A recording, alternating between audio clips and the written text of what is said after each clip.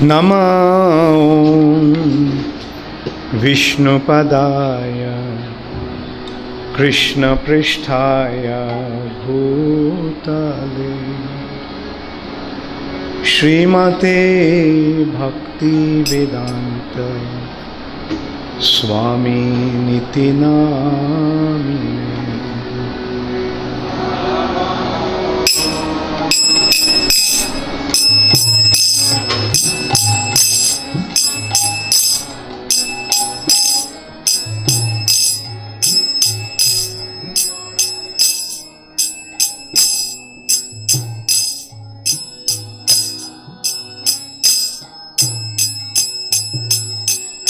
Namaste Saraswate Deve Gauravani Pracharini Nirvishesha Shunnavadi Paschata Deshatari.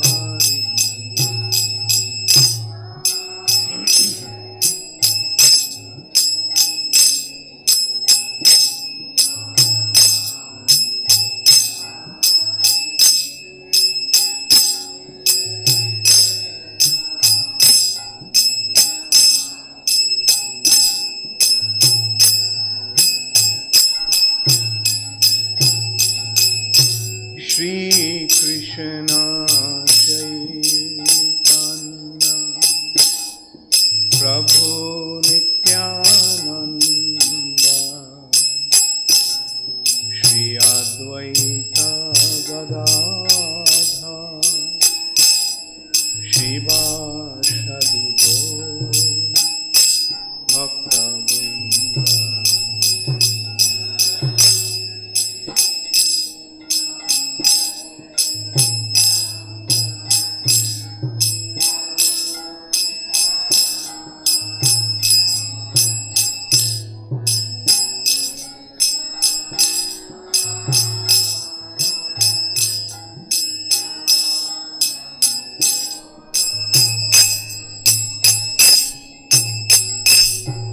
Jaya Shri Krishna Chaitanya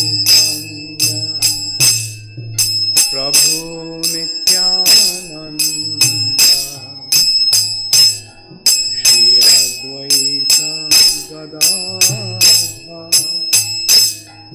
Shivasadi Gaur Bhakta Vrinda.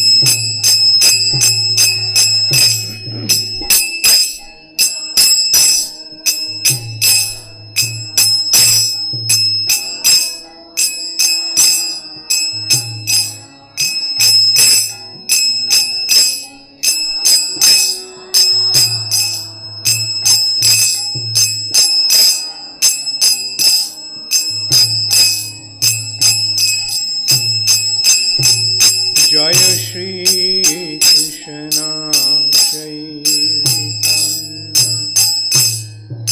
Prabhu Nityananda Shri Advaita Gadadha Shivasadi Gaur Bhakta Vrinda.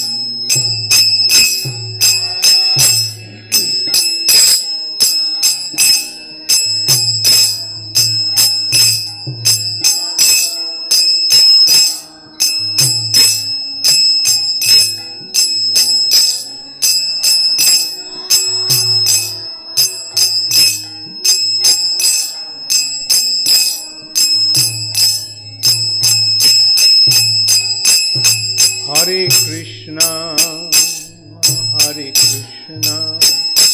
Krishna Krishna, Hare Hare,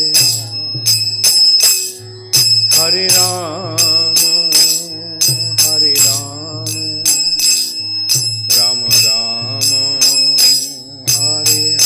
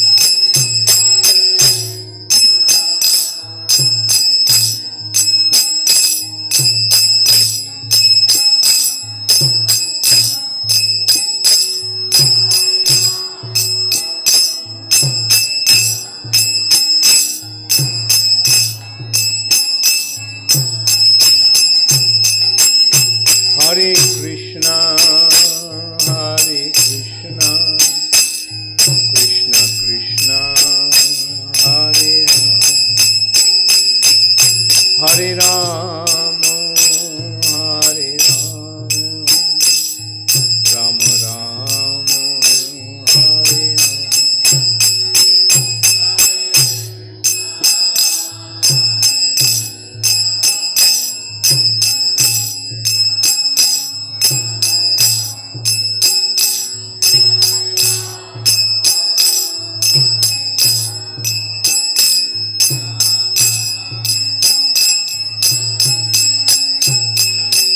Nitai Gaur Hari Bo,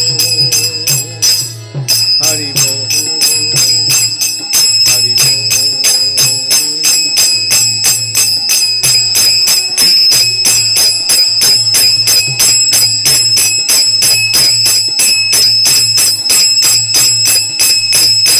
Jaya Jaya Prabhupada, Prabhupada.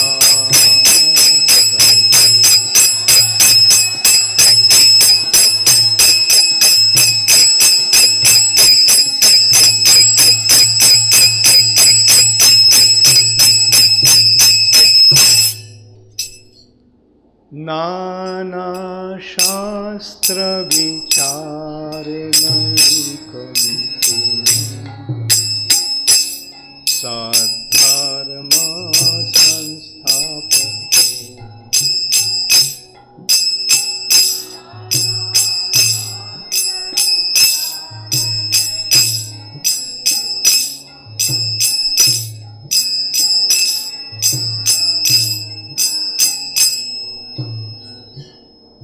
Use the microphone.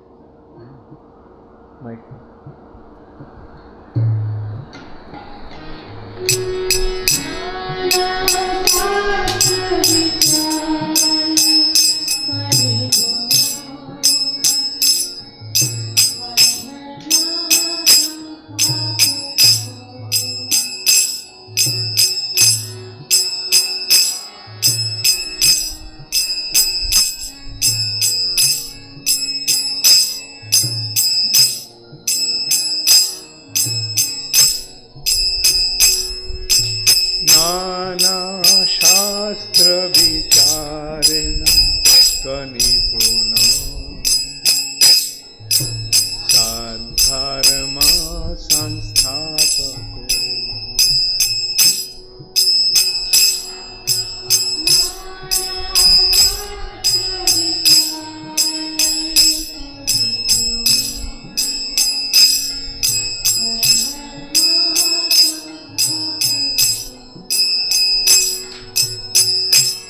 लोकानां हितकारिणं त्रिभुवने मन्नो शरणागतो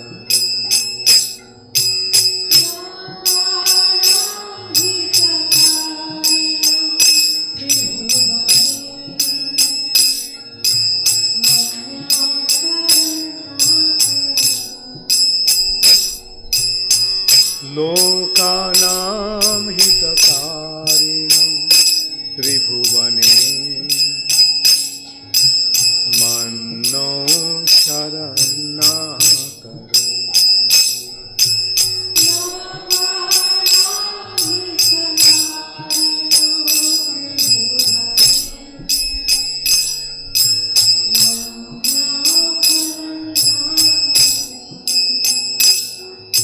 राधा कृष्ण पदारविंद भजना नंदेन मत्तालिको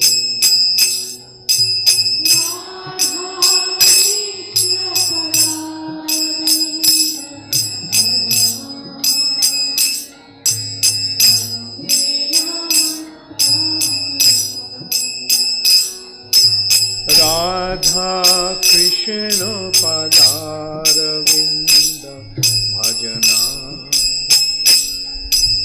नंदेन मत्तालिको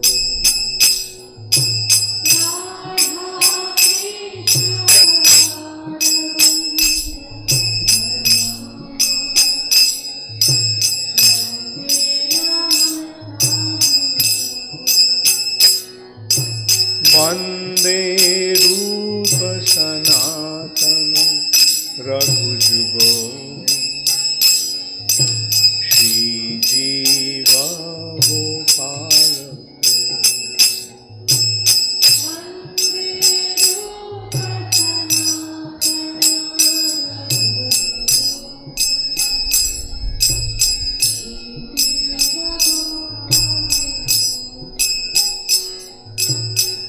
वन्दे रूप सनातन रघुजुगो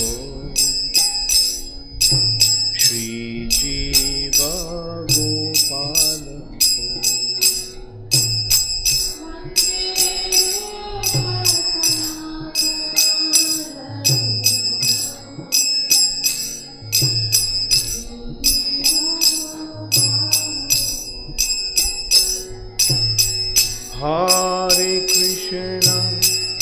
Hare Krishna, Krishna Krishna, Hare Hare, Hare Rama,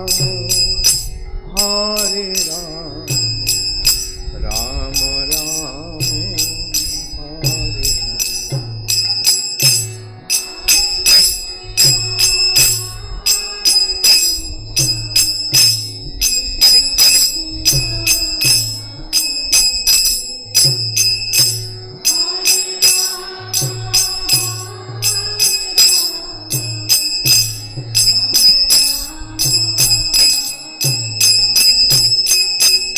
Hare Hare Krishna, Krishna Krishna, Hare Hare, Hare Rama,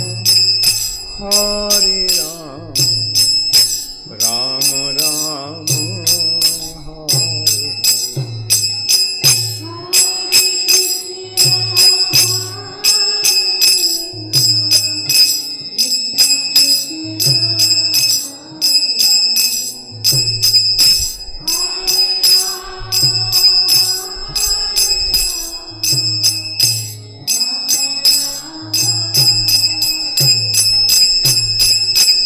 Hare Hare Krishna, Krishna Krishna, Hare Hare, Hare Rama, Rama Rama,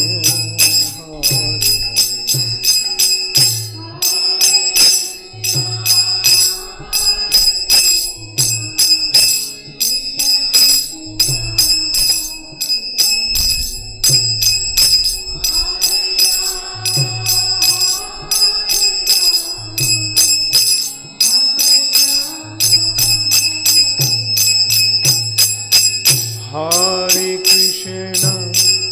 Hare Krishna, Krishna Krishna, Hare Hare, Hare Rama, Rama Rama,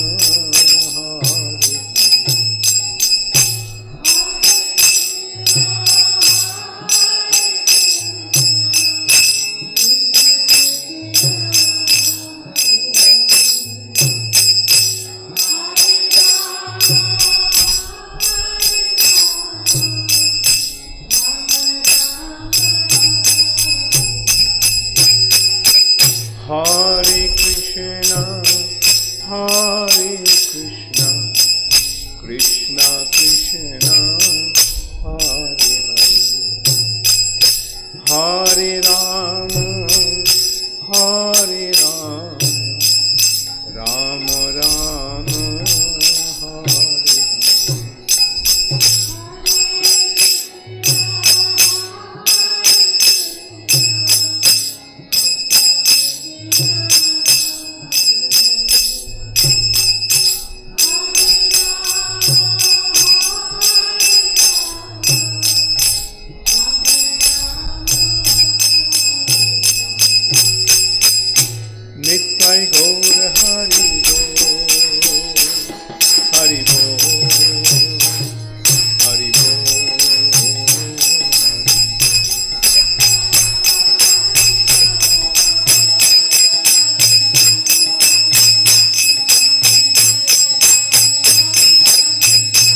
जय जय प्रभुपाद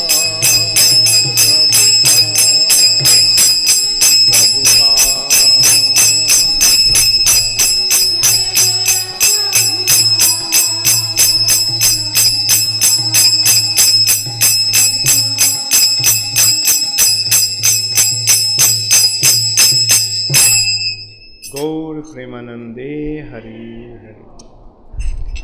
नमः ओं विष्णुपदाय कृष्णपृष्ठाय भूतले श्रीमते भक्तिवेदांत स्वामी निति नामिने।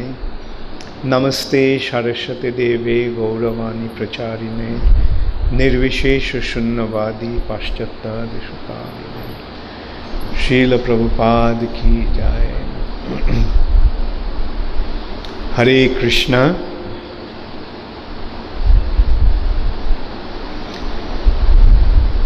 ओम अज्ञानतिमिरान्धस्य ज्ञानाञ्जनशलाकया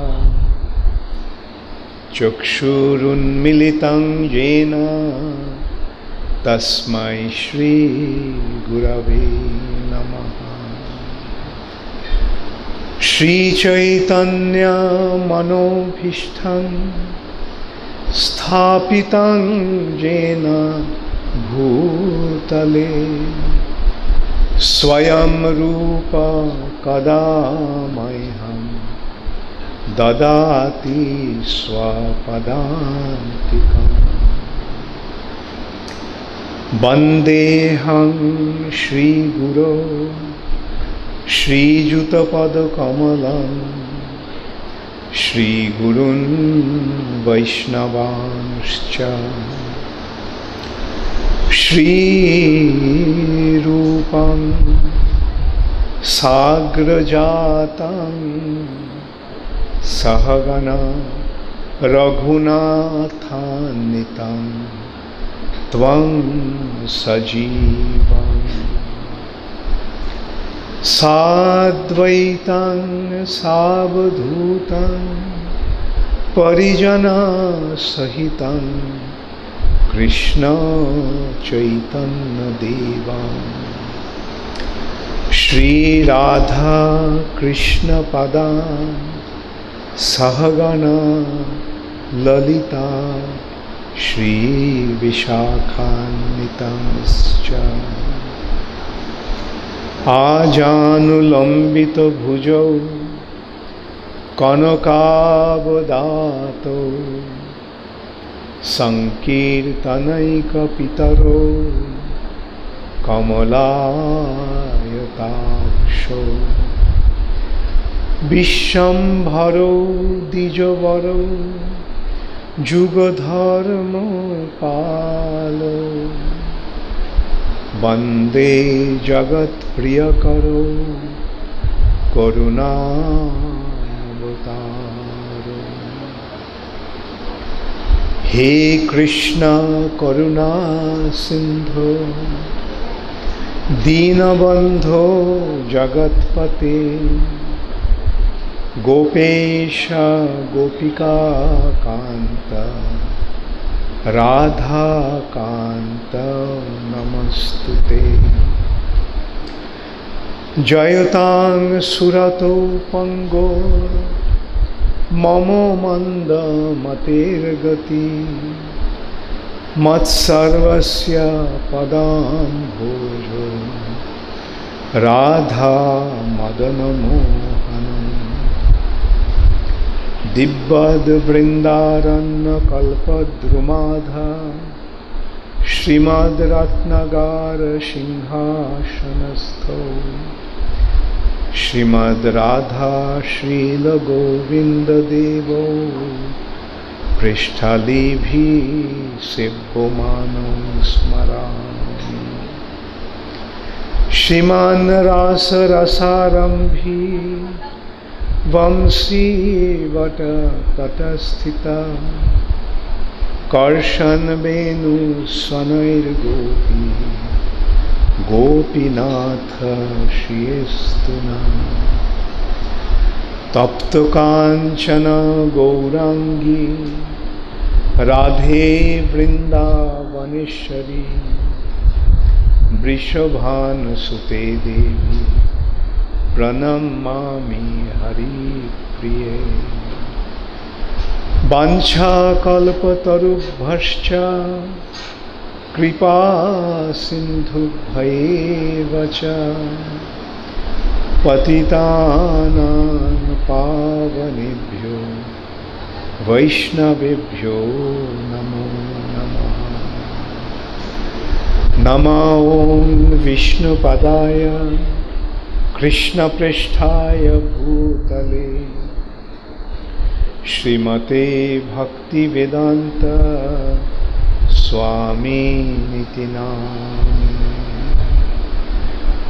Namaste Saraswate Deve Gauravani Pracharine Nirvishesha Shunnavadi Paschata Deshotarine Shri Krishna Chaitanya Prabhu Nityananda Shri Advaita Gadadhar Shivashadi Gaura Bhakta Vrinda Hare Krishna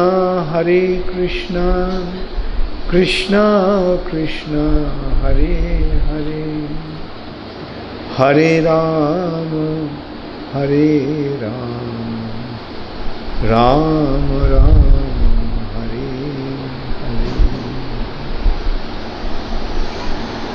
Hare Hare Krishna. So this morning I mentioned that we will have a seminar on Brihad Bhagavatamritam. This is Brihad Bhagavatamritam. Brihad Bhagavatamritam. Brihad means great. And Bhagavat, Srimad Bhagavatam, Amritam. In simple words, we can say the nectarian expansion of Srimad Bhagavatam. We know of Srimad Bhagavatam, although Srimad Bhagavatam has 12 cantos and 18,000 shlokas, but Bhagavatam has been presented in a concise form. We can see Krishna's pastimes in Srimad Bhagavatam. They just briefly touched those pastimes. In various Puranas and Samhitas, those pastimes of Krishna has been elaborately explained. Like we get Krishna is killing different demons, and who are those demons? We don't get the background. But in some Puranas and in Samhitas, it has been elaborated. Who are those demons? And how they had been cursed to become demons, and how they had been delivered by Krishna. Krishna's devotee curses, like Narad Muni or other such great devotees, curse, like for example, we know of the incident of Nalakuver and Manigriva. Nalakuver and Manigriva behaved in an improper way.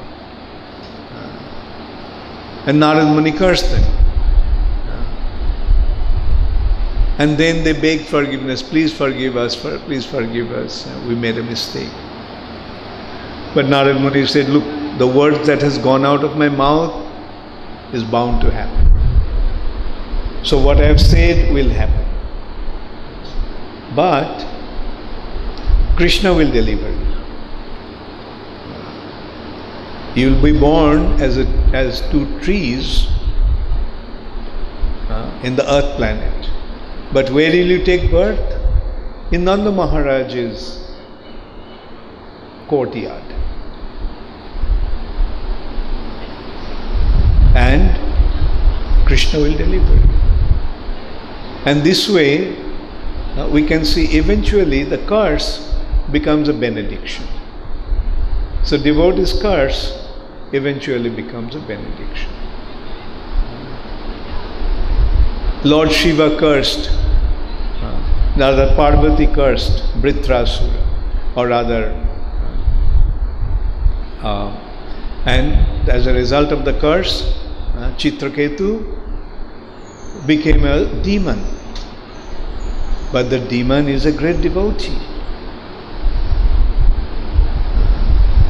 Chitraketu was a great devotee, and he was cursed to become a demon. And even though he became a demon, he was a devotee. He remained a devotee all along.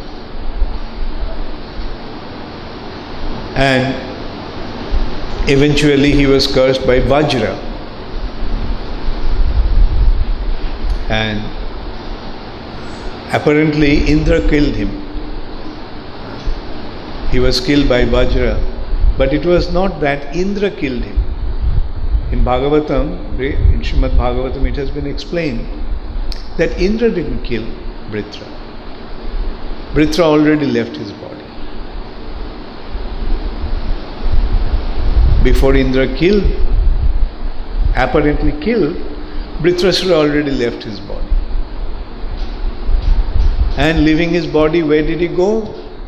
He went to the abode of Lord Shankarshan. He was a devotee of Shankarshan, Balaram. So he got his place in the abode of Balaram, Shankarshan. So in this way we can see a devotee's curse eventually become a benediction. So most of the demons are actually individuals, exalted personalities who are cursed by different brahmanas and saintly sages, devotees, and they acted as a demon. But where did they act? They acted in Krishna's pastimes. That itself is such a great fortune. To become a demon even in Krishna's pastimes is benediction. And then they were killed by Krishna. And the result is, they got liberation. They were delivered. They got elevated to Vaikuntha. Some even went to Golok. Brihad Bhagavatamritam will describe all these demons are there in Golok Vrindavan. Keshi is there. Arishtasura is there. Kaliya is there. But they are all in Krishna's pastimes in Vrindavan. Sometimes Krishna feels like going out to ride on a horseback. Now who Krishna uses as the horse? Keshi. Krishna sometimes plays his pastimes of subduing Kaliya. And actually it is Krishna sporting to ride on Kaliya's back. He rides on to Kaliya's back, Kaliya's head.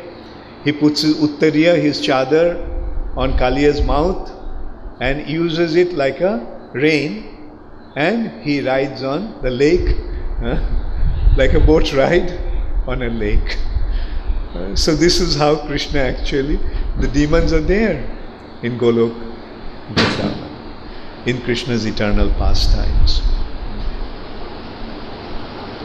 So anyway, the point is, Sanatana Goswami elaborated Bhagavatam, pastimes of Krishna in Srimad Bhagavatam, giving the essence in an expanded way. And that is Brihad Bhagavatamritam.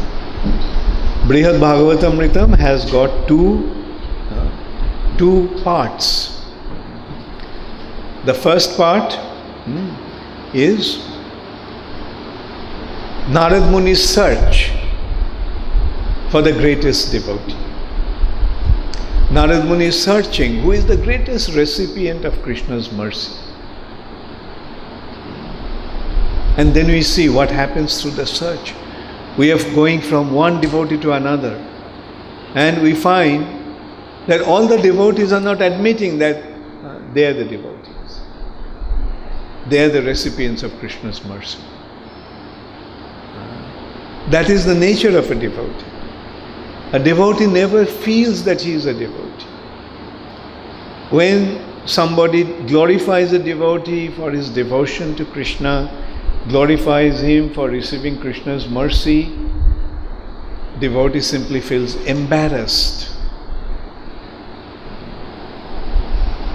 In embarrassment, he looks down and then he starts to speak, no, I am not a devotee. That person is the real devotee. And are they flattering those people? No.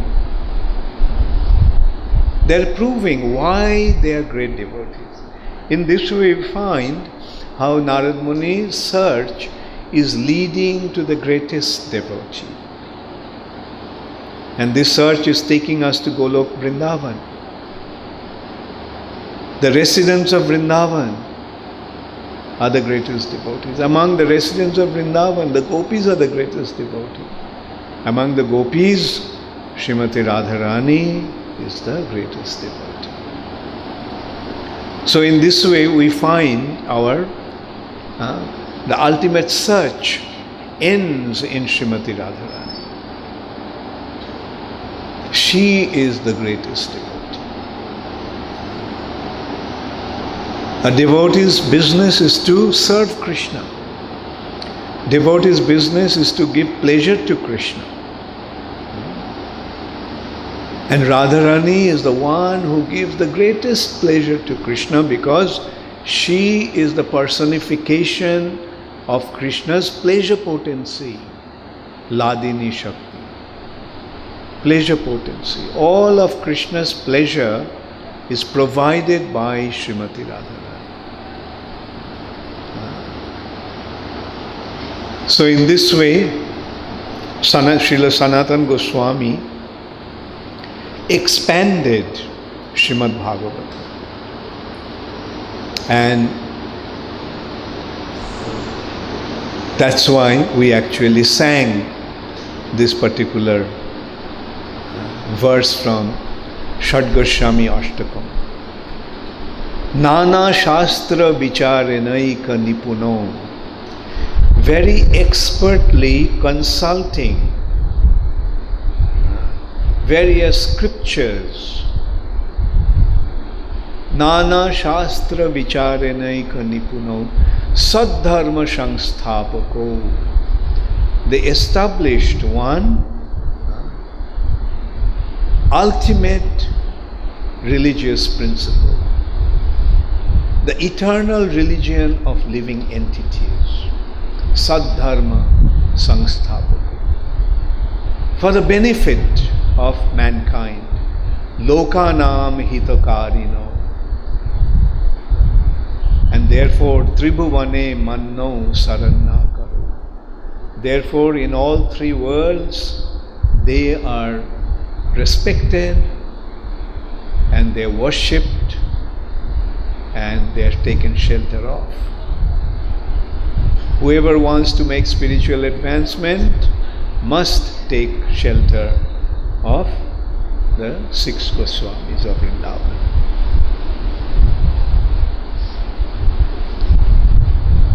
Book of Bhaktivinoda Thakur is saying in that respect, Rupo Sanatano Pade Dante Trino Kori Bhakote Binodo Pare Duhu Pade Dhori Kandiya Kandiya Bole Amito Adham Shikhaye Sharanagati Korore Uttam.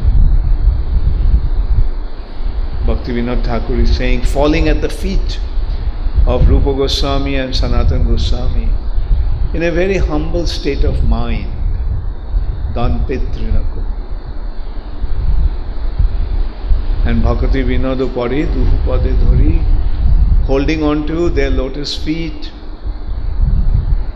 Bhaktivinoda Thakur is appealing to them with tears in his eyes, crying, sobbing,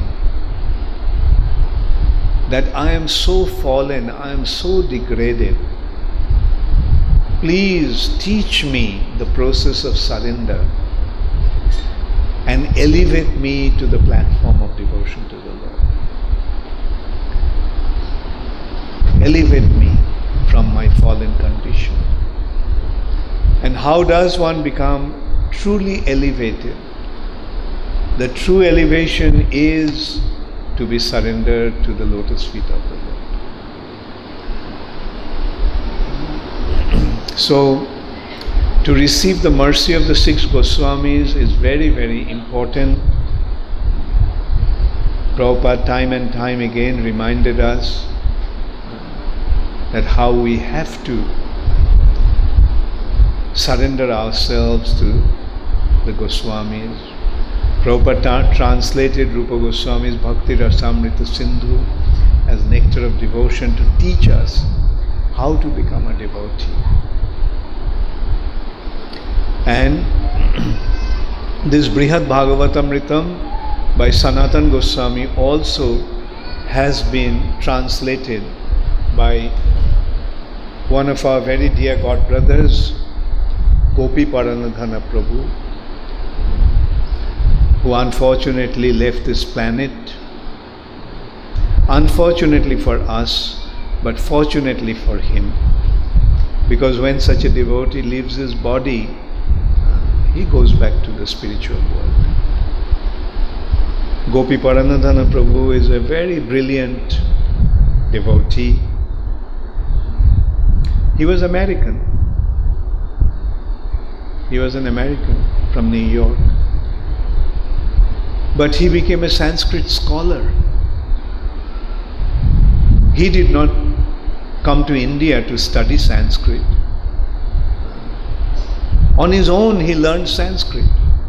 Another such person is Kushakrata Prabhu, also an American, just Sanskrit on his own.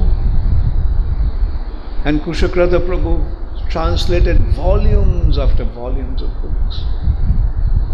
I think his translation goes up to more than 100 volumes, 100 books, 100 scriptures, Vaishnava literatures. So Gopi Paranadhana Prabhu was a brilliant scholar.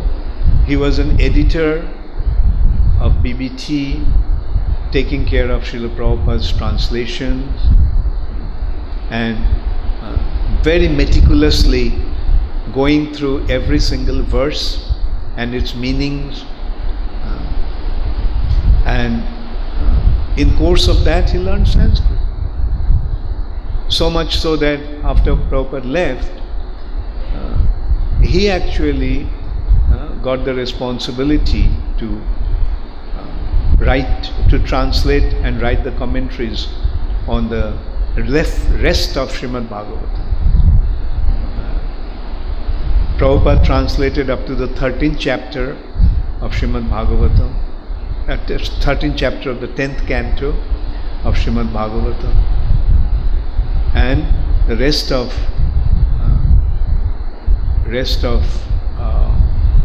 Srimad 10th canto. 10th canto was very vast, like it has 80 chapters, and then 11th canto and 12th canto he translated along with Hridayananda Goswami Maharaj, and then eventually he translated this Brihad Bhagavatam. What an amazing service.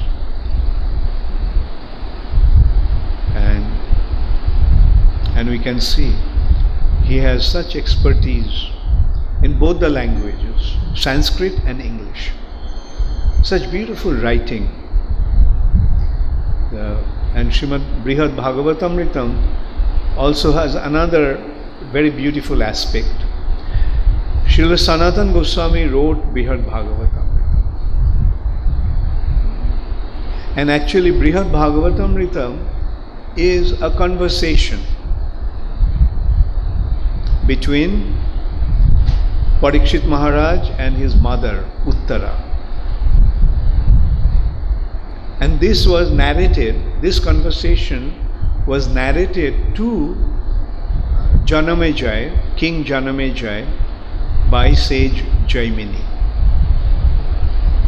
So that is how we got this literature. Jaimini spoke to Janamejaya.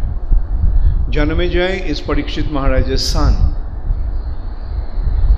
And Janamejaya, when he heard that the snake Takshak, due to the bite of this Takshak, his father died, Parikshit Maharaj died, he decided to kill all the snakes, wipe out all the snakes from this universe. And he performed a sacrifice that would kill all snakes. So this was the power of sacrifice. And due to the sacrifice and the huge fire of the sacrifice, all the snakes were just flying in and getting burnt. And then eventually he was pacified by the exalted personalities like Lord Brahma. That don't do that. Like, after all, everything happens by the arrangement of the Supreme Lord. So, by killing all the snakes, you are not going to really serve your purpose. Give up your anger. Don't try to take revenge in this way. In a similar way, we remember that Dhruva Maharaj also was advised. When Dhruva Maharaj's brother was killed by Yaksha king, Dhruva Maharaj went and started to kill all the Yakshas. He decided to wipe out all the Yakshas, finish all the Yakshas. But then he also was advised, no, that's not the right thing to do. Take this kind of revenge is not befitting a devotee. Anyway, so this way Janamejaya was pacified, and then Jaimini Rishi told him the history of his ancestors, his forefathers, and that is Mahabharata. Mahabharata was also spoken by another sage, another disciple of Brahma, another disciple of Vasudev, name is Vaishampayan. But his Mahabharata, the Mahabharata that we generally read, is Vaishampayan's Mahabharata. But that Mahabharata is promoting just Karma Kanda section. That is not the Mahabharata that speaks of devotional service to Krishna. But Jaimini's Mahabharata was. So Janamejaya admitted that I heard Mahabharata by Vaishampayan, but my heart was not satisfied hearing that or reading that. Now when you spoke Mahabharata, it really enlightened me from my within. And I want to hear more and more about it.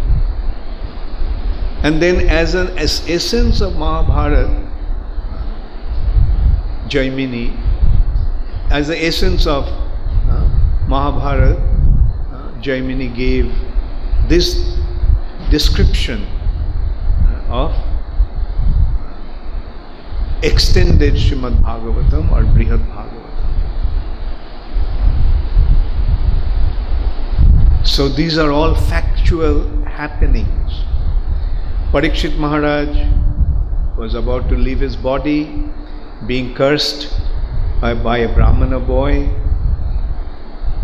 And Parikshit Maharaj immediately went to the bank of Jamuna, bank of Ganga. And he was preparing himself to leave his body.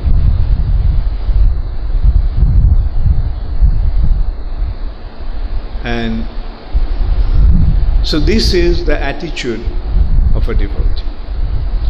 Parikshit Maharaj's attitude was very befitting. He felt that when I was in my mother's womb, when I did not have any ability to defend myself, to protect myself, at that time the Lord Himself came and protected me. From Brahmastra, the most powerful weapon of this universe. The most powerful weapon is actually Brahmastra. And that weapon is so all destructive. And Krishna saved me. So now, if Krishna wants me to go back, to leave this body, fine, I will leave this body. I'll leave this body. So he didn't decide, he didn't make any effort to protect himself. He just sat there, and all the sages and saintly personalities appeared there with the news that the king is about to leave his body. And various sages, various exalted personalities started to give advice. And then came Sukadeva Goswami. And just by the sight of Sukadeva Goswami, although most of them did not see him before, recognized that this is a very, very exalted personality. So, from the appearance, one can actually recognize a great saintly personality. But it needs a saintly personality to recognize a saintly personality.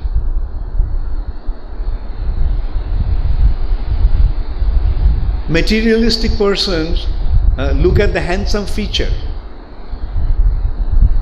Oh, he is very attractive. Especially a man becomes very attractive, a handsome man becomes very attractive to women. The women recognize a great handsome personality. But the saintly personalities may not even look at him. Like all these beautiful personalities that are worshipped all over the world, in today's world, big film stars, movie stars, actors, actresses. Yeah, they're very handsome, very good looking, very beautiful. But the saintly personalities won't even look at them. But the saintly personalities recognize the saintly qualities of a person. So they recognize that this is an exalted, really exalted personality. They saw he doesn't have any external consciousness. He's so absorbed in Krishna consciousness that he doesn't have any external consciousness. He doesn't care how he's being treated. He doesn't even wear any clothes. He is devoid of shame. He's not thinking, oh, what people will think of me. Let them think whatever they want. And that is their attitude. It's moving around naked. Just as I mentioned this morning, the 4 Kumaras walking around naked. But of course, that shouldn't be imitated. The activities of such great personalities shouldn't be imitated. Sometimes we find some people are walking naked. They think that, well, if I walk naked, people will think that I am a great personality. I am like Sukadeva Goswami. But if the heart is not really pure, the saintly personalities won't even look at them. Actually, nobody wants to look at them because it's so embarrassing. Why in public in this world move around like that? Rather, if you move around like that, people won't come to you. And if they don't come to you, they won't be able to listen to Krishna Katha. Therefore, we see Prabhupada went to America. Prabhupada, of course, he was dressed like a sannyasi. But at the same time, when it was winter and too cold in New York and other places in America, Prabhupada put on a overcoat. So Prabhupada didn't give any importance of being undressed or dressed. His consideration was, whatever is practical, let's do that. And that's what we are doing here. Whatever is practical we are doing. We are using microphone, we are having this nice arrangement so that you all can come and hear. I hope you are not falling asleep. That's a good sign. I noticed in the past that when I spoke philosophy, devotees fell asleep. But when I spoke stories, then they all woke up. Therefore I thought that I'll give seminars based on stories. And I can see all of you are awake. It makes me feel happy. So this is our goal. Come, listen to Krishna Katha. Understand who are you. Understand who is Krishna. Understand what is your relationship with Krishna. Understand what's the benefit of developing a relationship with Krishna.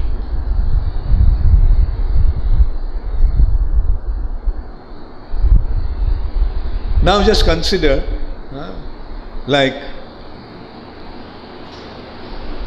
if Prabhupada didn't do what he did, if first of all, in India, some people had the understanding, even many people, like sometimes we speak to Madhva Sampradaya, and they have a strict rule that one should not go out of India.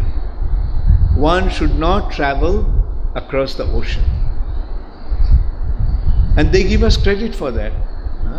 Their Madhva Acharyas, they give us credit, give Prabhupada credit. Oh, Prabhupada is so practical.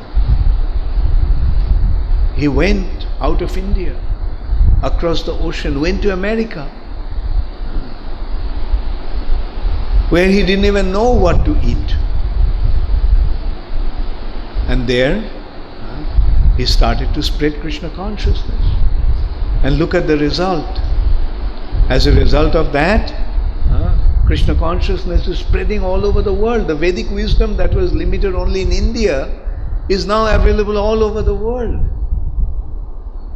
And those who are born in those countries, they are becoming expert exponents of this Vedic wisdom. So much so that they are teaching others. So much so that they are translating the books into English. That books that were only in Sanskrit, available in Sanskrit. In this way, the Lord's mercy is spreading. If we have something valuable, should we keep it to ourselves or should we distribute it? What should we do? Those who think that they will keep it to themselves, they are called kripanas, they are called miserly.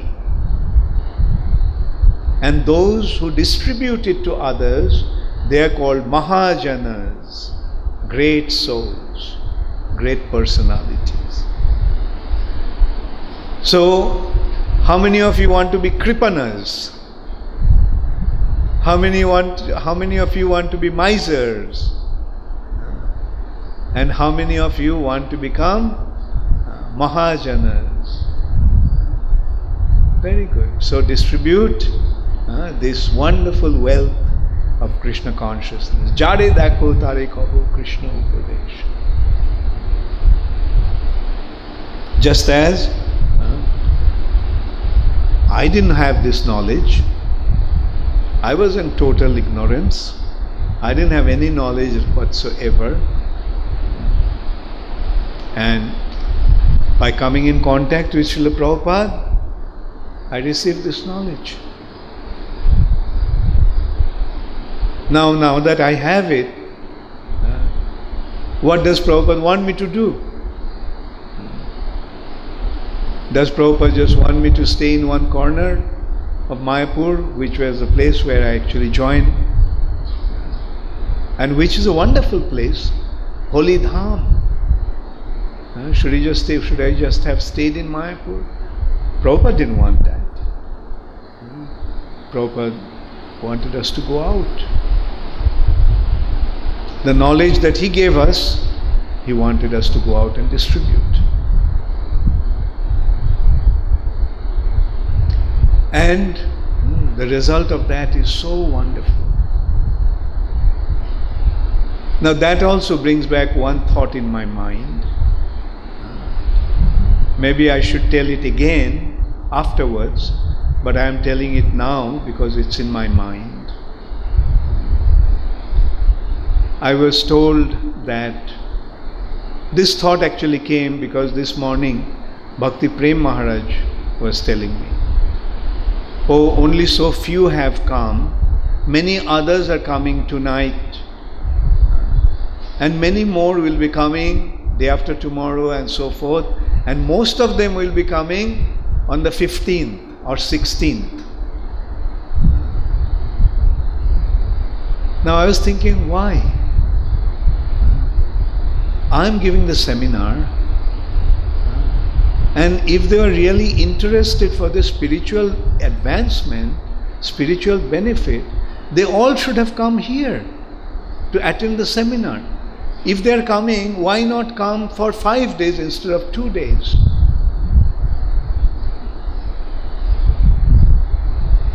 And that is a big difficulty in spiritual life.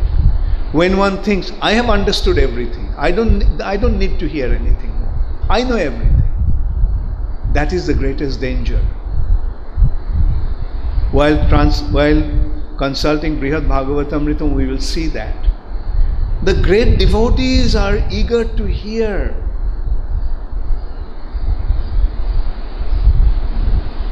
The great devotees, even Brahma is willing to hear. Lord Shiva is willing to hear.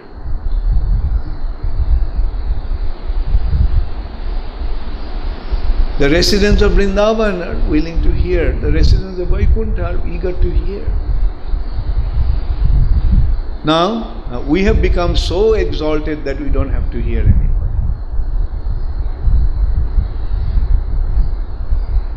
This point I will make very strongly during this thing. Like, then why did I come here 7 days before? Am I any less busy than any of those people? I can take the time to give the seminar and come here. I can take the trouble to fly from all the way from America just to come here. Now why didn't I come just for 2 days and attended Prabhupada Memorial Festival? Naturally, the purpose of my giving this seminar is to benefit you all. Now if you don't want to hear, then why should I take the trouble?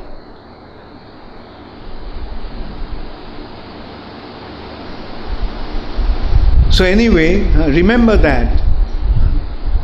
Like when there is an opportunity to hear, at least when you are coming, you are taking your leave, you are making the arrangements to fly from different parts of the world, then why come only for 2 days?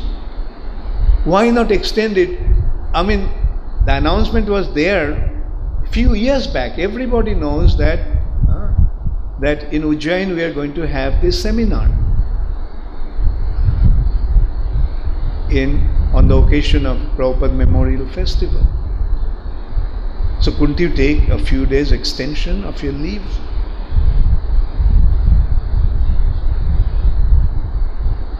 Anyway, the point is, those who don't want to hear, what can be done? But those who want to hear, they will derive benefit. That we see when Srila Bhakti Siddhanta Saraswati Thakur was in Parikrama in Vrindavan. Many devotees went to see the different temples and different places of Krishna's pastimes. Prabhupada didn't go. Prabhupada just sat by Srila Bhakti Siddhanta Saraswati Thakur and listening. And Bhaktisiddhanta Saraswati Thakur appreciated that. That yes, he likes to hear. And we can see the result. Like out of so many devotees, so many disciples of Bhaktisiddhanta Saraswati Thakur, what Srila Prabhupada has achieved is unique, incomparable. Why? Because of his devotion. And the devotion was generated from hearing. When one is serious about spiritual life, he will be interested in hearing Krishna Katha. Those who are not interested in spiritual life, they will go to all these kinds of mundane aspects of. They are in ISKCON. They are in ISKCON. Many of them are involved in management and many things, but they don't have any taste for hearing. So that means they're missing out.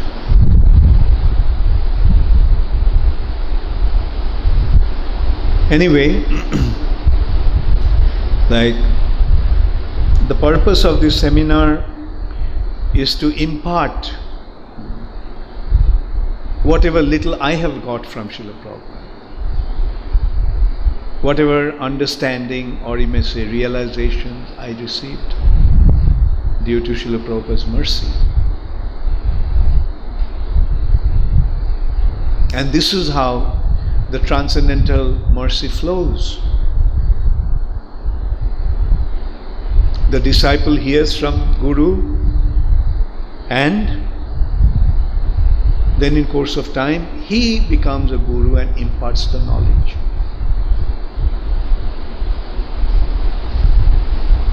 That is how the line of disciplic succession flows, via medium. Does every disciple become a proper recipient? No. Only those who have developed devotion in a real way, whose heart has become purified, who is willing to receive this mercy in the form of sound vibration.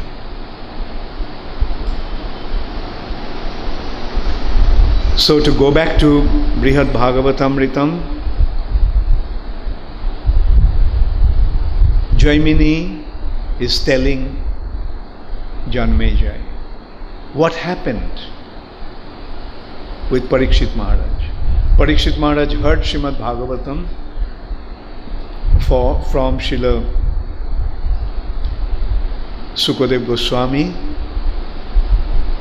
and he was about to prepare himself to leave his body. But his mother came to him and asked him, "My son, you are leaving. I saw with rapt attention you listened to your spiritual master, Sukadev Goswami. For 7 days, no break, no consideration for eating, no consideration for sleeping, just with undeviated attention, you listened. Now please tell me what you understood, what you received, what nectar you received from him. That has already made you immortal." So only a devotee can ask a question like that. Uttara is a devotee of Krishna. So therefore she's asking. And then Parikshit Maharaj started to narrate to her. And that is Srimad Brihad Bhagavatamritam. Like he is describing that in Prayag, Prayag is considered to be the king of all places of pilgrimage. Therefore, Prayag is called Tirtharaj or Prayagraj, which is, how many of you know where Prayag is? Prayag is today's Allahabad. And so there, in the month of Magh, a very grand festival takes place. And so many saintly personalities assembled there. Narad Muni also was there. And so Narad Muni was seeing that all these exalted personalities are glorifying each other, saying, "Oh, you are the greatest recipient of the Lord's mercy. You are the greatest of all devotees." And the other person will say, no, I am not a devotee. I couldn't even get an iota of devotion. You are the greatest devotee. Or they were saying, he is the greatest devotee. So Narad Muni began to wonder. Everyone is saying everyone else is a great devotee. So how to figure out who is the greatest devotee? So when Narad Muni was thinking in that way, then he saw that a Brahmana, who was actually the leader of all the Brahmanas in that area, surrounded by other Brahmanas, came to the bank of the Ganges and very elaborately arranged the worship of the Lord in the form of shalagram. He made a beautiful singhasan there and decorated it with flowers, and then offered various articles to the Lord. And then he offered those remnants to the Brahmanas and Vaishnavas present there, and then he fed the other people, those who were there, even the outcasts, untouchable people, chandalas and others, and offered them the prasad of the Lord. Then offered the prasad of the Lord even to the animals and insects. And then, along with his family, he took the remnants of the Lord. So seeing his devotion, Narad Muni felt that this Brahmana is the greatest devotee. And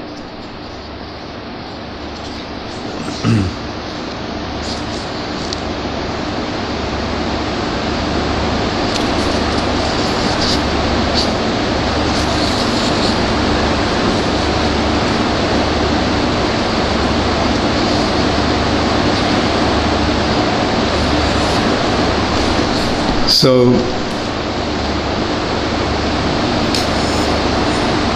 then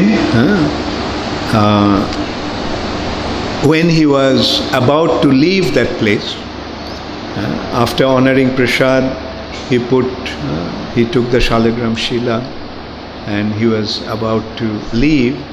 Then Narad Muni approached him, and Narad Muni started to exclaim, "This is the greatest devotee of the Lord. This is the greatest recipient of Lord's mercy. This is the Supreme Lord Vishnu's most dear devotee." Then he ran up to the Brahmana and declared him the recipient of Krishna's highest mercy, and he embraced him.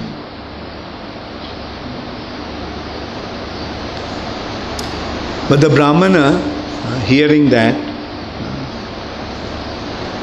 actually Narad Muni told him, "O leader of the Brahmanas, it is you who have received Lord Krishna's greatest favor. After all, you have such wealth, property, generosity, and personal opulence. O wise one, in the best of the holy places, we have now seen for ourselves that you are using all these assets exclusively to establish pure religion." Then the Brahmana replied, "O Master, what signs of Krishna's mercy have you seen in me?" So this is the attitude of a devotee. You are saying, "I'm the greatest devotee," but what sign of devotion you saw in me? Like, I'm just worshipping the Lord because that's my occupational duty. I'm a Brahmana and my business, my occupational duty is to worship the Lord, and as a consideration of my duty, I am worshipping. So what is the devotion that you are seeing in me here? Who I am but a most wretched person. How much charity am I able to give? What opulence do I possess? And how have I ever reciprocated with the Lord in devotional service? Then the Brahmana started to tell Narad Muni. But the king in southern India, he is the greatest devotee of the Lord. His kingdom has many temples. He is the true recipient of Lord's mercy. Saintly mendicants come from all over to his kingdom, from all directions, along with pilgrims and other visitors. They wander happily, sustained by food that has been offered to Krishna. Near this king's palace, the personality of Godhead is being worshipped in the most gorgeous way. He is present there in his Satchidananda Vigraha form, in his form of eternity, knowledge and bliss. He has kindly assumed a form that is not moving, non-moving.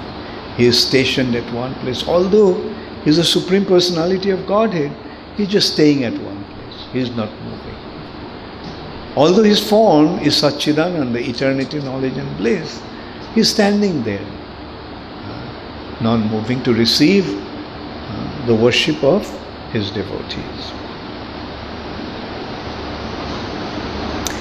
And centered around the Lord, all the time various festivals are going on in that kingdom.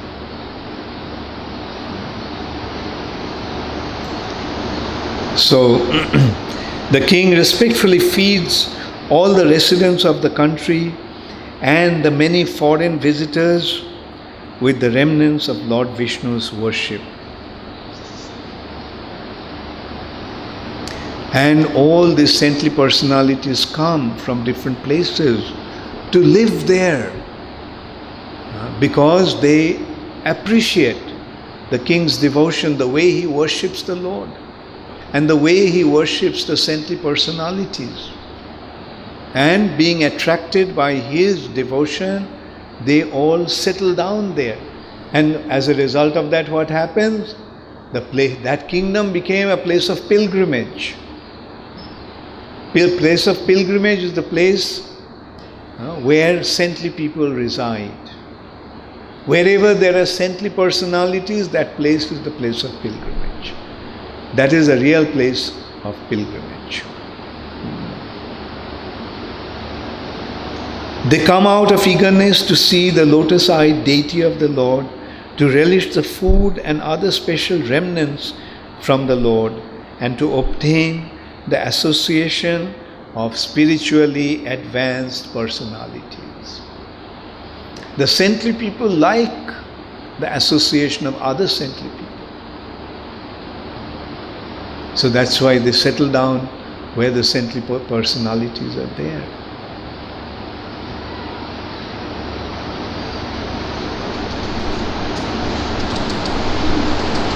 And what is the result of that pious activity of the king? This is a very important thing to note. As a result of this devotional attitude of the king, the earth yields food grains without being tilled.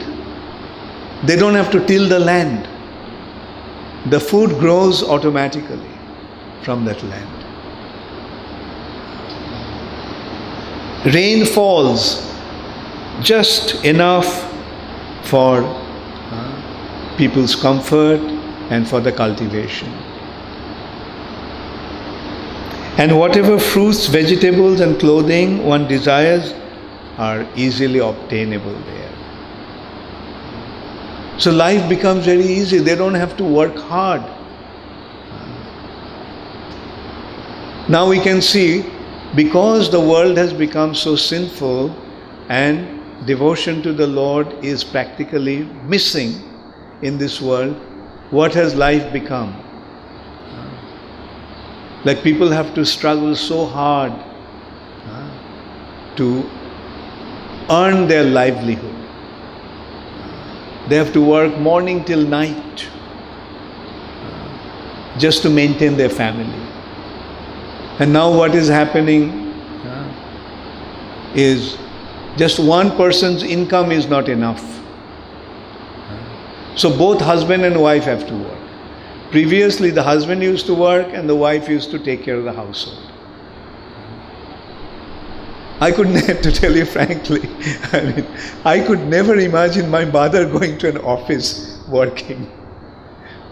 It's completely beyond my imagination. And I think that's the case with most of the elder generation. Bhakti Prem Maharaj, can you imagine your mother going to an office? How many of you, anyway, that's as I was saying, but now it's a common thing.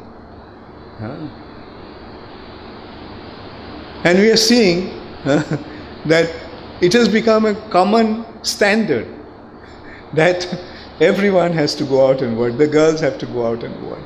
They're going to study and they think, well, I'm studying, and if I don't get a job, then what's the use of my study?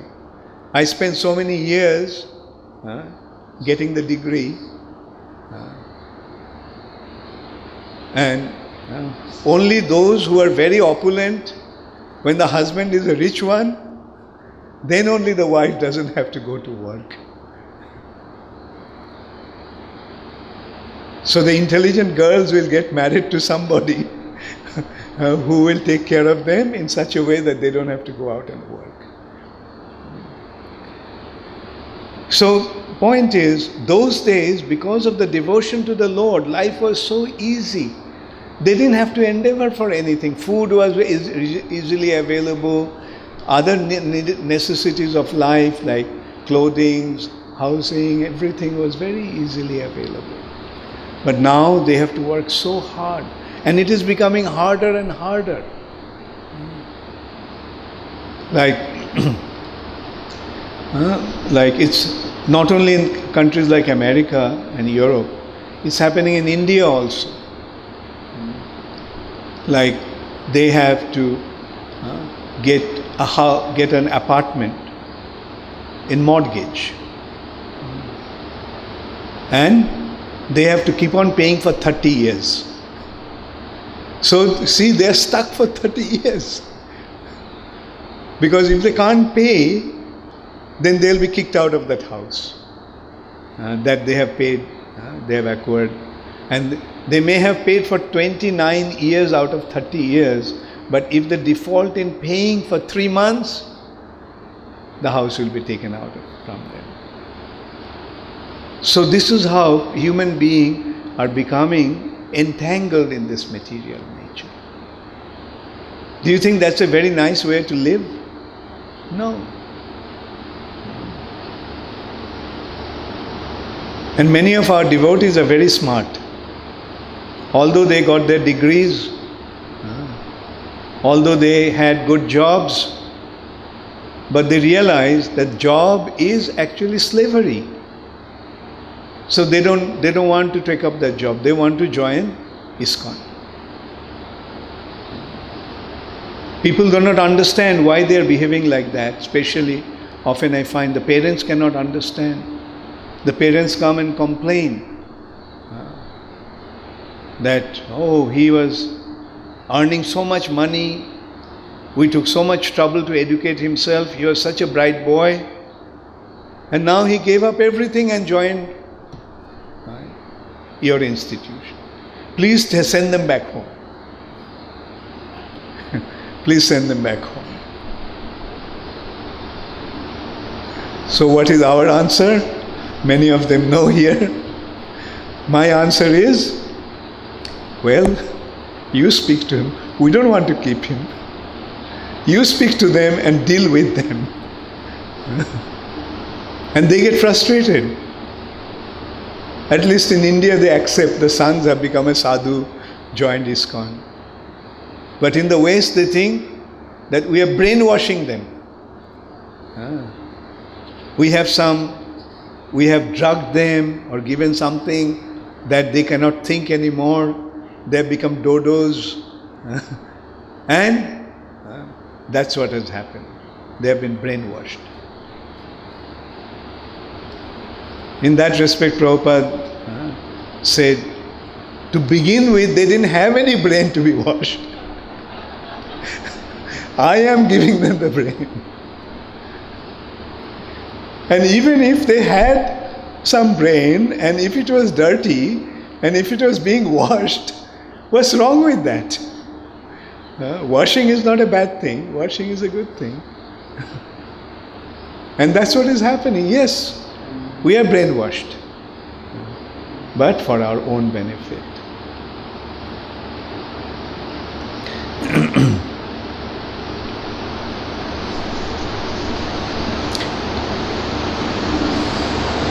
And the citizens in that country were treated like the king as their own children, as his own children.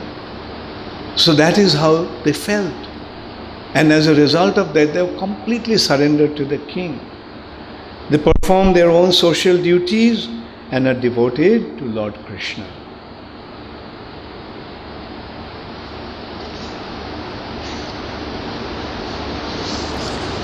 So, upon hearing about the glory of the king, Narad Muni became excited. Oh, yeah, he's such a great devotee.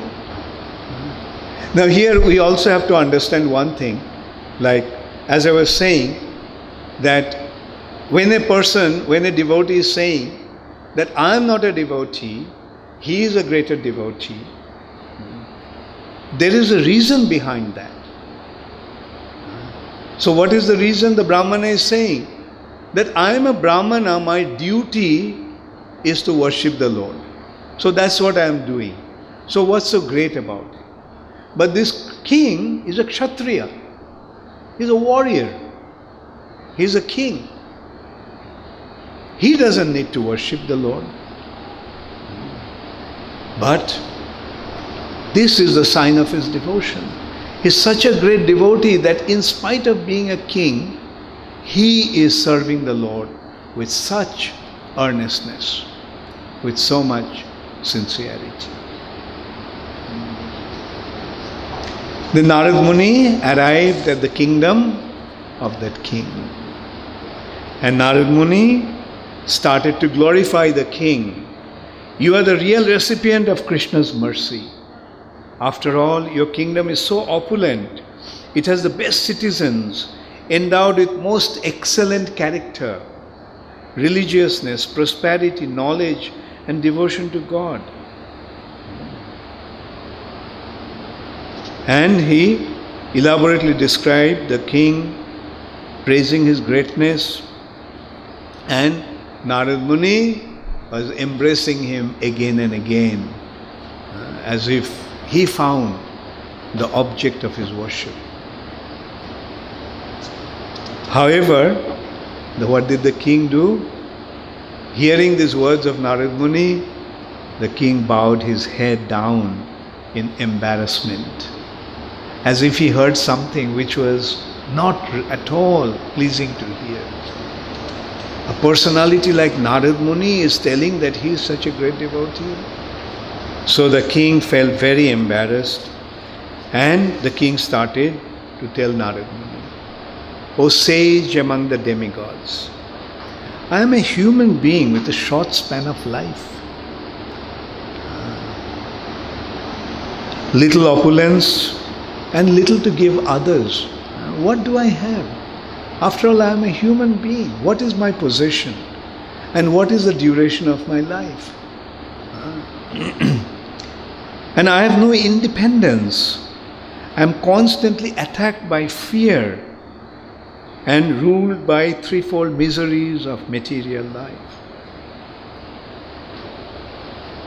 How can you say that I am a recipient of Krishna's mercy?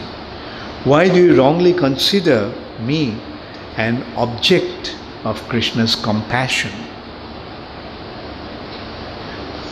And then the king started to tell Narad Muni that the demigods are the real objects of the Supreme Lord Vishnu's mercy. They have effulgent bodies and are always worshipable by men. They are sinless. They are fixed in goodness, free from distress, and always happy. They act and travel wherever they like. They give their blessings by granting what their devotees desire. This is the position of the demigods. So compared to them, who am I? And you are calling me the recipient of Krishna's mercy. I mean, what kind of mercy that you are seeing in me? The real recipient of Krishna's mercy are the demigods. Look at them. Their body is so effulgent. This body is not affected by any material calamities. They are situated in the mode of goodness. And they are free from distress and always happy. They can travel anywhere they like. They can go anywhere they like.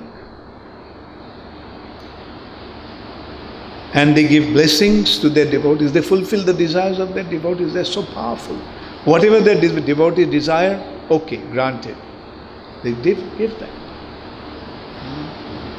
Their food is the nectar of immortality. Their food is nectar that gives immortality, which does away with such misery of death, disease and old age. These threefold miseries are not there anymore. Death, disease and old age. They don't grow old. Because they drink nectar, they never die. Their body never becomes, they never become old or wither.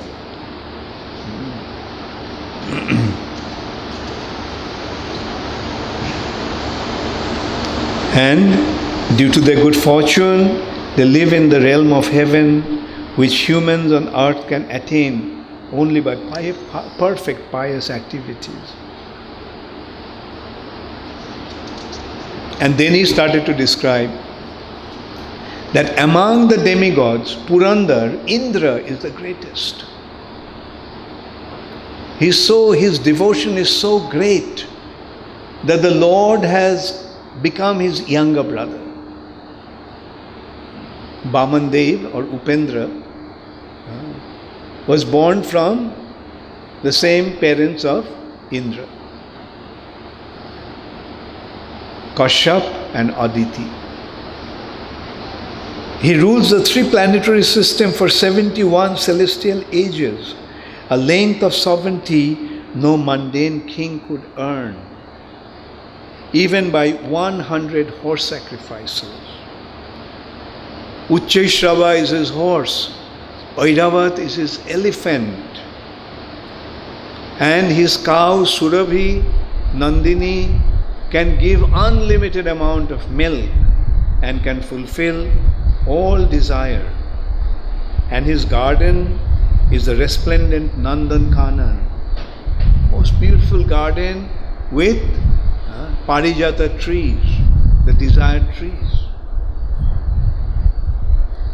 whose flower, the flower of Parijata can give whatever one wants. So that is how wonderful Indra's garden is. Those trees adorned with desire-yielding creepers assume whatever forms one may like.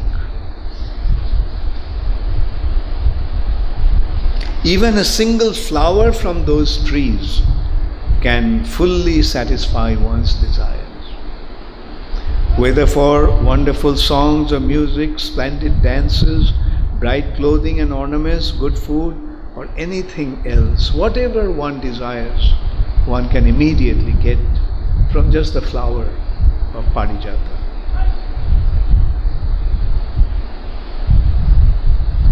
How can I ever describe Indra's greatest fortune? The personality of Godhead Vishnu has taken the form of Vamandev and became his younger brother. Lord Brahmandev encourages Indra by shielding him from dangers and by accepting in person the elaborate worship Indra offers. But of course, you already know this and much more. You already know that. You know the position of the demigods.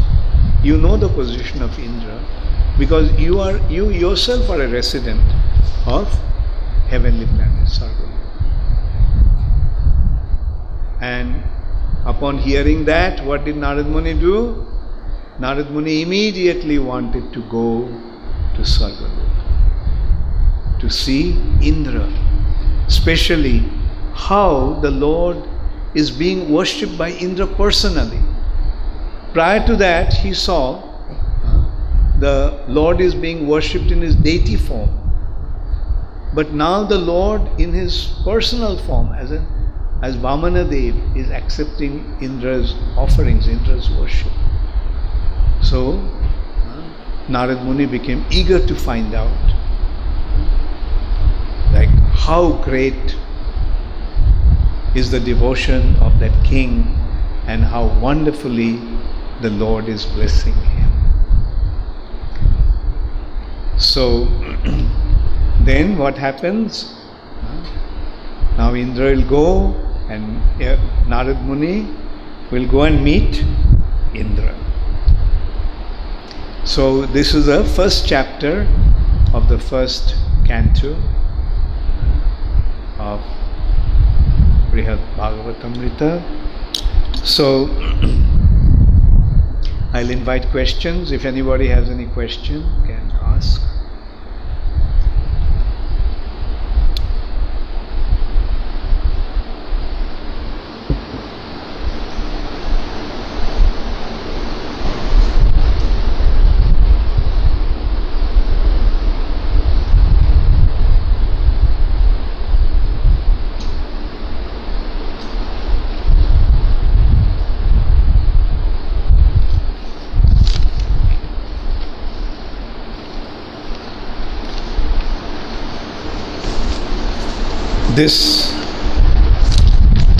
I thought this question was from Udayananda Prabhu, but it came from Mukunda Madhav.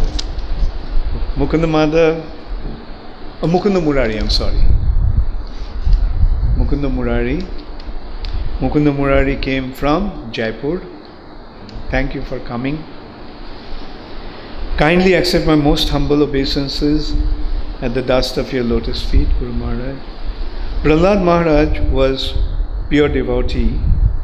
Then how he comes under the influence of mode of passion, anger, and decides to kill all the Jakshas. Okay, this was not Prahlad Maharaj, this was Dhruva Maharaj.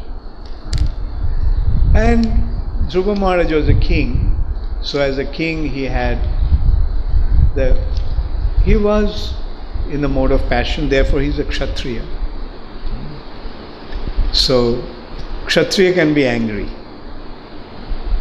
very angry, so angry that if anybody stands in front of him in opposition, he can chop his head off.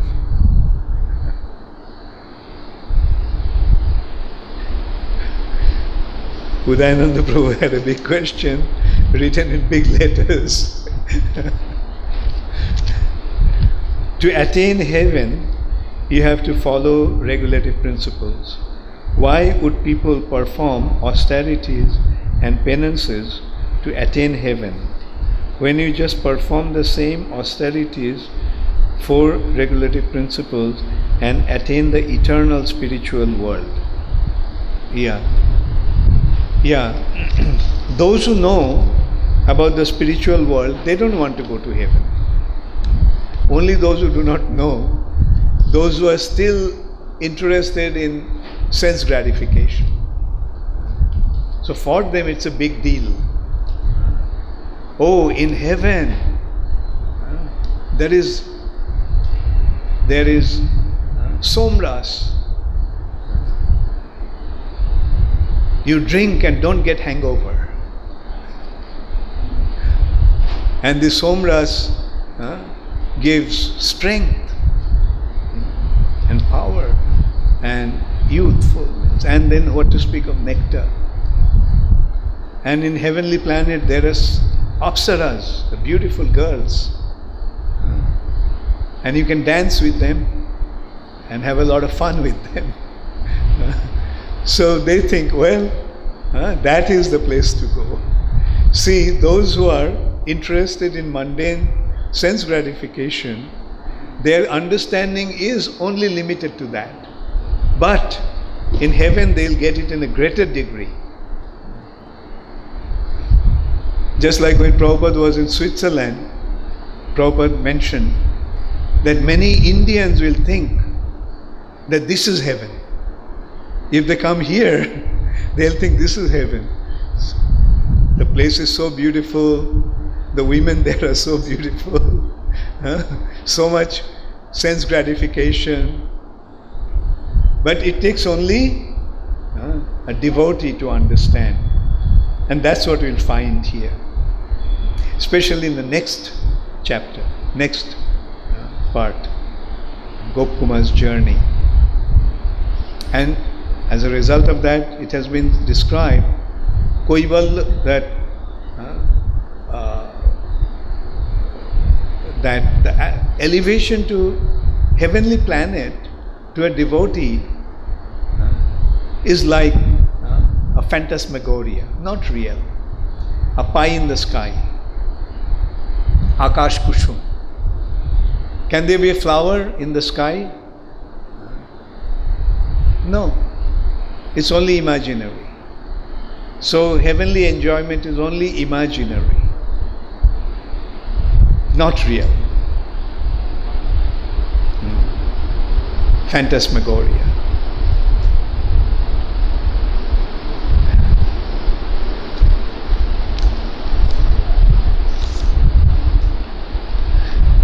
Next is question from Radhikeshwari. Hare Krishna Guru Maharaj, please accept.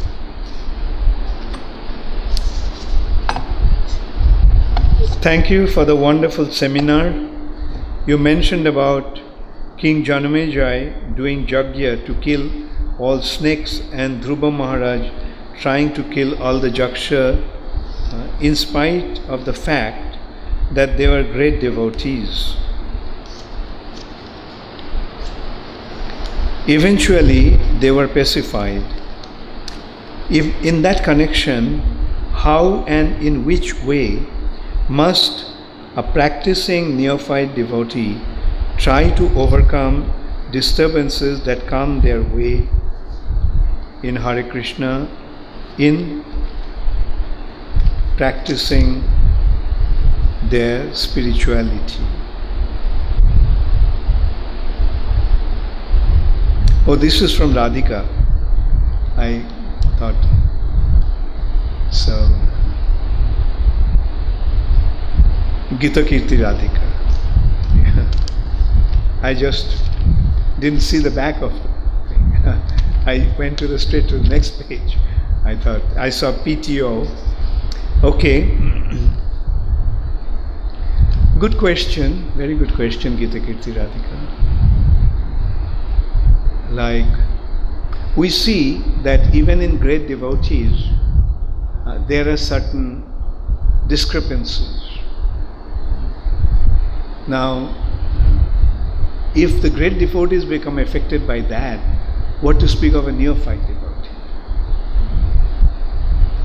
So, therefore, the advice to everyone is tolerate. Trinadopi sunichena tarariva shahishnana. Become more humble than a blade of grass and become as tolerant as a tree.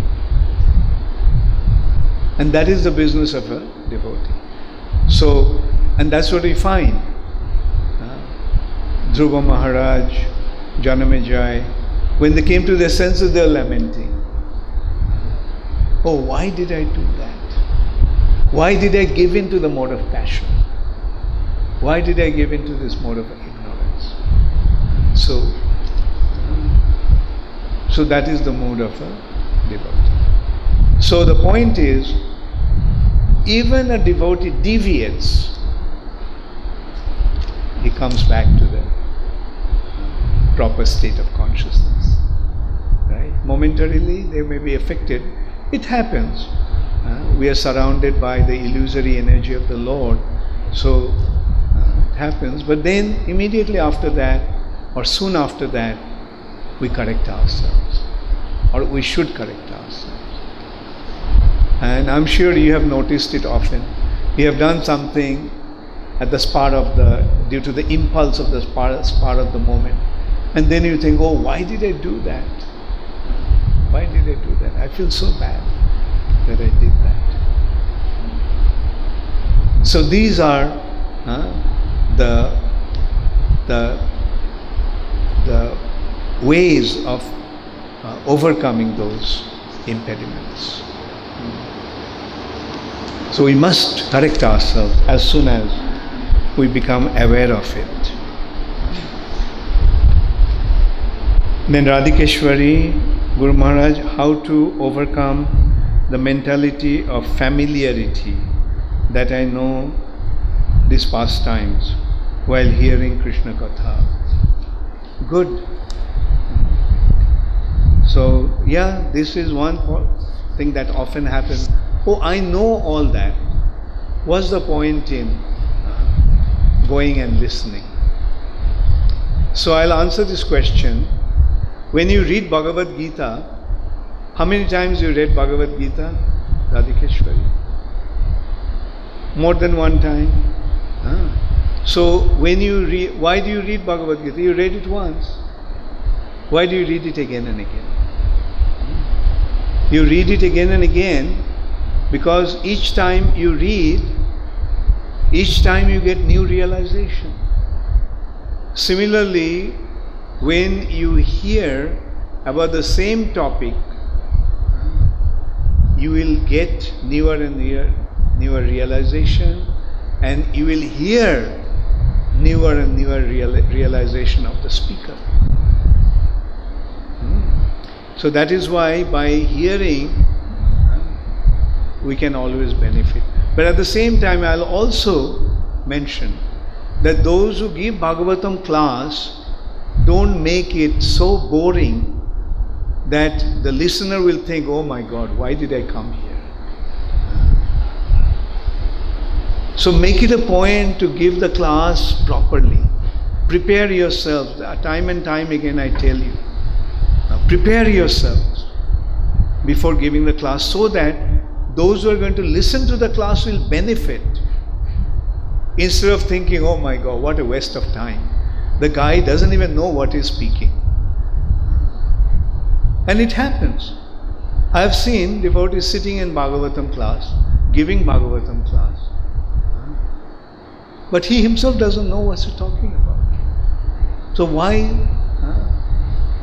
waste your time and why waste others' times?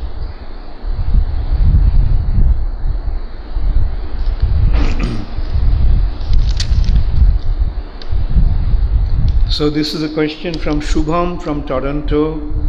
Hare Krishna Guru Maharaj, this is not a question, but a humble and sincere expression of gratitude for taking so much trouble to come here and bless us with your most wonderful association and imparting to us such beautiful Krishna Katha. Thank you so very much. Your mercy is deeply appreciated. Thank you very much, Shubham. But in the class I was also chastising. So it was not always Krishna Katha. Did you appreciate the chastising also? So that is the thing, like when a speaker speaks, like he generally makes it a point that it will penetrate into the heart of the listener. Anyway, so thank you very much, and thank you for taking the trouble of all the way coming from Canada to here. Hare Krishna.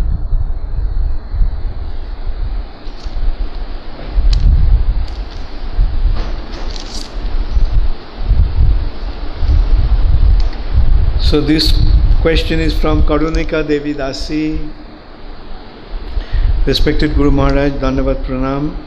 All glories to you, Guru Maharaj. You said demigods are not sinful, but we heard in many stories of Srimad Bhagavatam, Indra made so many aparadhs to devotees. How to understand these stories, please tell us. You see, there is a difference between sin and aparadh. Like aparadh is committed on the platform of devotion to a devotee. But to be elevated to heavenly planet, you have to have piety. With sin, as long as one has sin, one cannot go to the heavenly planet. When one is completely free from sin but has a lot of piety, then only he can be elevated to heavenly planet. And when the piety is finished, Khine punne marta lokam vishanti. From heavenly planet, he falls down to this world of suffering, world of death. Right? But Indra sometimes commits offenses and as a result of that, Indra is punished. So, for example, Indra offended Durvasha, and Durvasha cursed him. Oh, you are so proud of your opulence, your position, you lose everything. Lakshmi, who is the giver of opulence and fame and position and beauty, he will leave you. She will leave you. And as a result of that, Indra lost his position in heavenly planet. So, yes, when they commit offense, when they act sinfully, they lose their piety and they lose their position in the heavenly planet.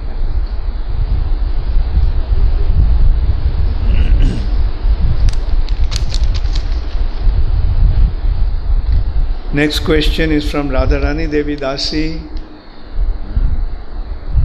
What causes a devotee to lose the taste of hearing Krishna Katha? What causes a devotee to lose the taste for Krishna Katha from devotee and even one's own spiritual master? It is due to Vaishnava aparadh. Well, I will say the reason for losing that is influence of Maya. Maya makes one think, oh, come, enjoy me. And this enjoyment can be of various ways. Come, enjoy me. And that enjoyment can be falling asleep. Come, enjoy me. desire for prajalpa. Come, enjoy me in this way. There are various ways that Maya allures us, and one thinks that this is a better way to utilize my time than hearing Krishna Katha.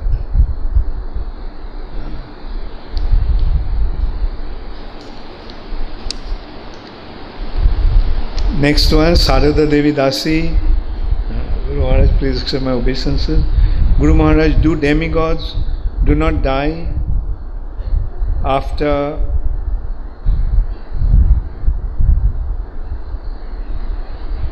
what is that? After complete Sarada?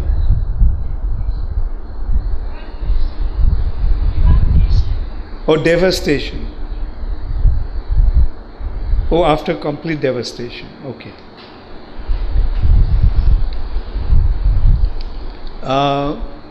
Yeah, at that time everyone dies. The demigods die only at that time. And how do they? What is death? Death is like falling asleep. So the demigods die in two ways. One is they lose their position in heavenly planet, come to the earth planet as an ordinary human being, and then they. But that happens not the demigods as such, but to the residents of heavenly planet. And the other is they are at the time of annihilation, when Brahma falls asleep, they also fall asleep. Now, is there any difference between sleep, falling asleep, and death? No. Death is like falling asleep. Only difference is when we fall asleep, we wake up in the same body. When we die, we don't wake up in the same body.